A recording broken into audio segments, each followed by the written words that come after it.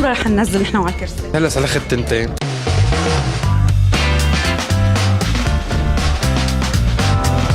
هاي ايه الجمال ده؟ هاي ايتي. يوبني ربك انت يا عمي.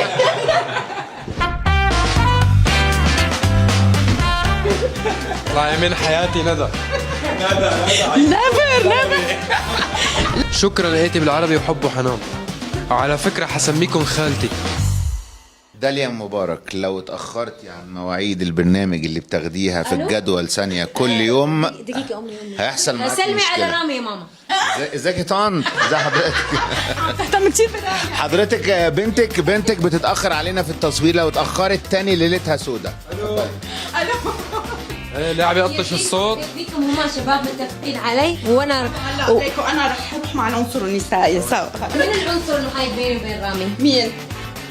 شان. انا مسكين. داليا لازم نخلص عليه. على فكرة بس اقول لك شيء. لو ما قدرتش تعمل كده قول لي. انا حاسس بس أنا انه انت بخلص عليكم قبل ما تخلصوا قبل ما تبدوا.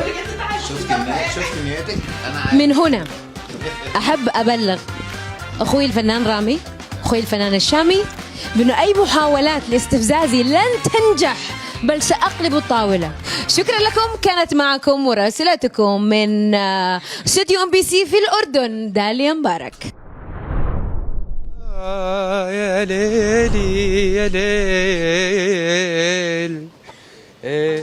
متحمس كتير يا ليل ومتوتر كتير يا ليل.